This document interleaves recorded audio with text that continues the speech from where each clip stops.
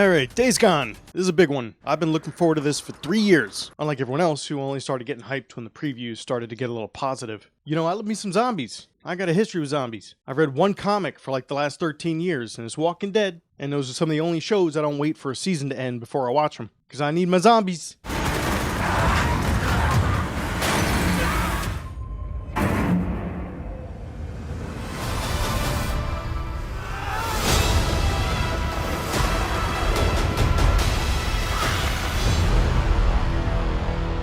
And open world zombie games are something that's kind of eluded me, and I think most people, because we've technically had some, but you know, yeah. And their subsequent execution was pathetic. What a mess. Dead Island was kind of an unplayable broken mess at launch, but admittedly the next gen definitive edition is pretty good. I actually kind of like that game. Once they had several years to finish it, it was okay. And I know what you're all thinking, Dying Light, that's the big one. That's the current gen open world zombie game. But, no, because what is the point? One of the most important things when you're dealing with not just open worlds, but zombies is balance. Enough to make the zombies a threat. In a game like Dying Light, if you have this many parkour abilities, zombies just stop being a threat. If I can run along their heads and fences, this is Mirror's Edge. If zombies aren't a threat, why make a zombie game? Oh, well, I know what we'll do. We'll have all the same special zombies that everyone else had, and they can now run up buildings. Well, if they can run up fucking buildings, they're not really zombies, are they? Dying Light was a game that had so many ideas, but much like Far Cry, just kind of mashed them together with no balance. And as a result, you know, zombies being no threat, plus just kind of never-ending monster closets anywhere you're not looking, made for something that was kind of a pointless open-world zombie game. You know, this is the curse of the zombie game. So, alright, Days Gone, are we finally going to get the first good open-world zombie game that at least doesn't need like 3 or 4 years for a definitive edition? Well, I think so. For the most part, that's what this is. This is pretty good. So let's pick apart why. First off, gameplay loops. Oh my, the gameplay loops. This is like the fucking Olympics with the gameplay loops all in their loopiness. You know, all that stuff that Metro Exodus was missing? More than 3 things to collect. Constant upgrades to you, your bike. You're standing with different camps. There's always something to work on. Even if you're just killing time out in the wilderness. Look, XP. I got XP. Yay, gameplay loop. Something here that really stood out to me is how well the emergent systems work together. Especially in the first act of the game. You know, all open world games tend to have different things going on. You've got weather, you've got enemies, you've got wildlife. Now, when you've got a clusterfuck, like say Far Cry, these are just sort of like toys mashed together. Not so much emergent situations from different systems, but just a mishmash of animals and bullets and catastrophe. Unlike Far Cry, balance, especially in the first act of this game, actually causes emergent situations out of these different systems. The way the zombies kind of walk around, I know they're not zombies, they're freakers, but you know what? Freakers is stupid, and I know they're not dead, they're infected. Duh. But we all know what this is. This is zombie genre. This is a zombie game. They're fucking zombies. So I'm just gonna call them fucking zombies. Yeah, loser too.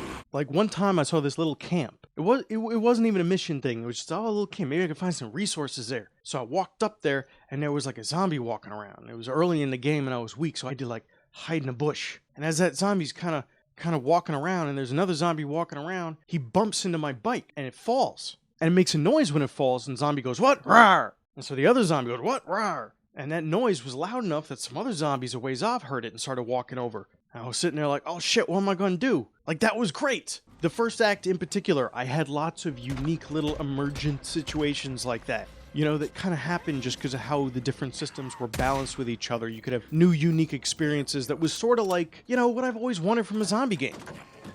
In this game, the way weather isn't just window dressing, but actually affects the road, and the way your bike works, and time of day affects zombies, and how the hordes work.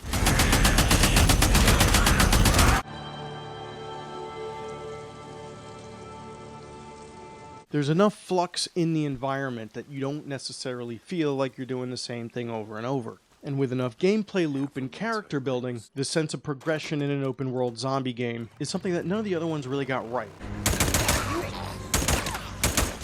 The gameplay systems are good enough. The shooting and melee feel like they're pretty much right out of the original Last of Us. Now, I'm talking about the gameplay. Obviously, you can see from this image that it's kind of fucking gorgeous. This is Unreal 4 engine at its best.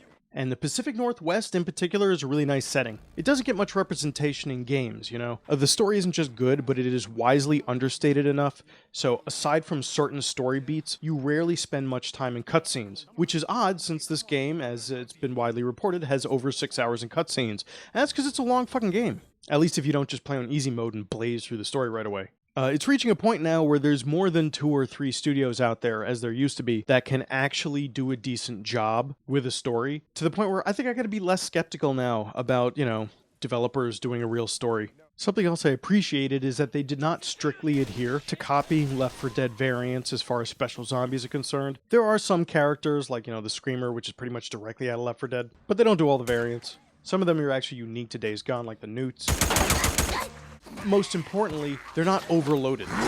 This game is mostly about the swarm, or horde, clearing out the smaller ones, which are called like nests, and then the big ones, which can roam around at night and then kind of park during the day. This kind of gives you that horde feeling, that overwhelming experience that you kind of only got before in like Left 4 Dead or like other kind of swarm games, but those are all Left 4 Dead style, like kind of linear. You've got 3 other people with you. One shot can like take off a zombie's arm and it'll fall down. And that's not the case here. You are on your own and each of these zombies is tough, and you cannot just simply spray and pray and take out 50 zombies with 50 bullets.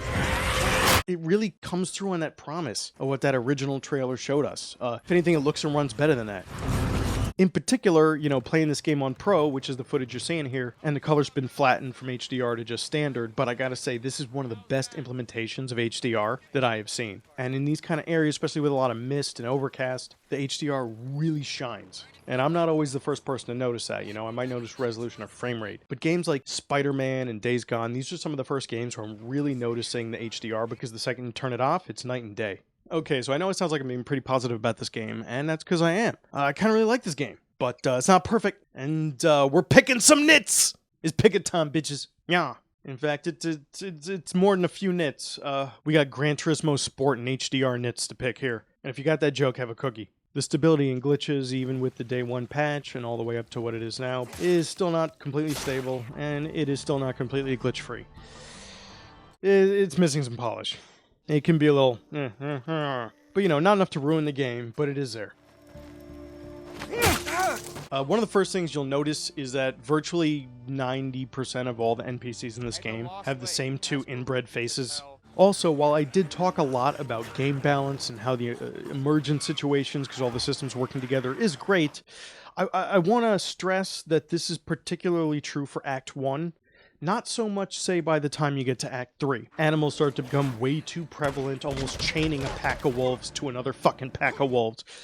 Just like Far Cry 4. It's one of those things where developers and endgames sometimes say, well, how do we make this harder? I know, turn that dial up to 11. Yeah, but that's just kind of spam. That's not difficulty, that's spam. Wolf spam is annoying. Let me explain something to you. Most wild animals are not murdering psychopaths, okay? Every wolf or coyote or mountain lion or whatever is not the Jeffrey Dahmer of mountain lions.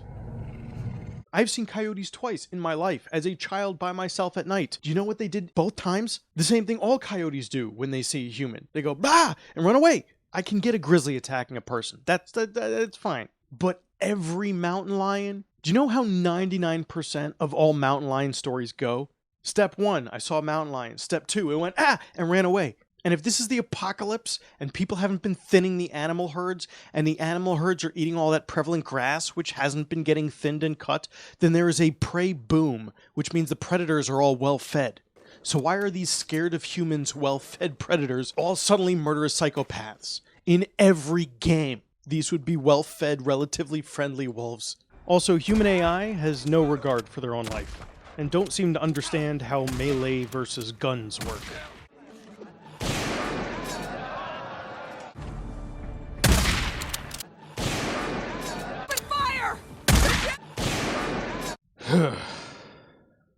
Also, this is supposedly 2 years into the apocalypse. Really, 2 years?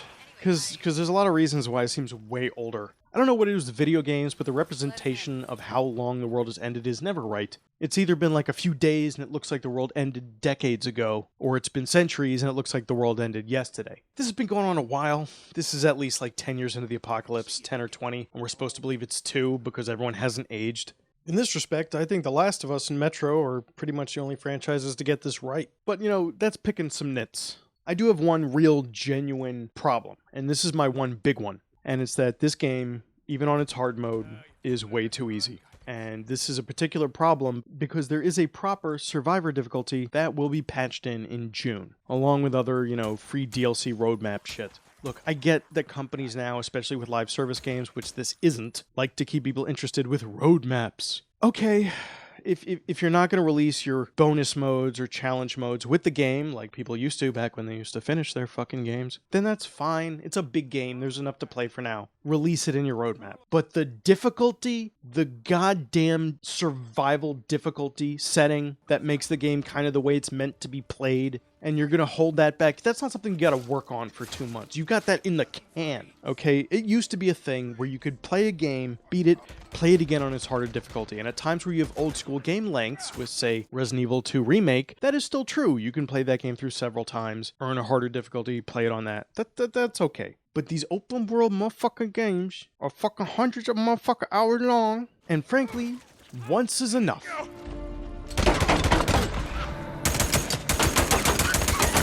I know there are some people who have to see every fucking ending of Dragon Age, and they don't know what YouTube is, so they literally play that one game all year. Fine, you want to do that, kudos, have fun. But The Witcher, even without the DLC, if you play the whole thing on Death March, do every quest, that's like 200 to 300 fucking hours. Once is enough. I don't need to play that on hard to earn Death March, just give me fucking Death March, which is what the developers did, and I was happy to just play it on Death March from the beginning all the way through, because I ain't doing that shit twice. And this game, sure, on easy mode, rushing through the story, maybe it's a 40-hour game. On normal, maybe it's a 50-60 hour game. But on hard, it's at least a 70-75-ish plus hour game, which is what it was for me, which is why it took so fucking long.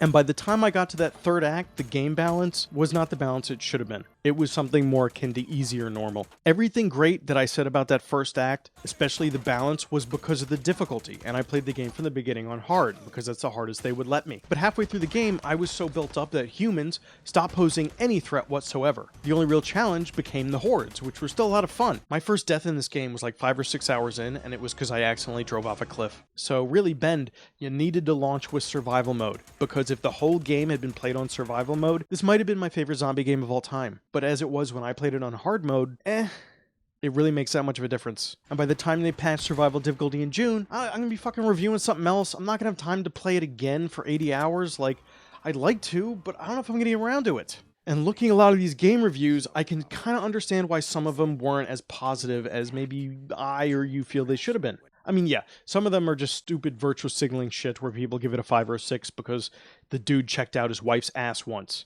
But I think most of the journalists that kind of gave this game a hard time did so because when you have to get a 1.0 or 1.1 version of a kind of unstable game, and a lot of these open world games, when journalists have to play through them in 40 hours, they have to play on easy, which means they don't have to build up their character, which means they can skip most of the side options, which means they can just spam 1 or 2 moves. And then what happens? They say, oh, well, the side missions are pointless and it's kind of boring and repetitive and blah, blah, blah. Because for lots of really good open world games, that's true if you play them on easy mode. And games journalist is practically synonymous with running through easy mode at this point. And I think that's how this happened. I think that's how the coverage of this game came out so negative. I don't know. Nits picked, bitches.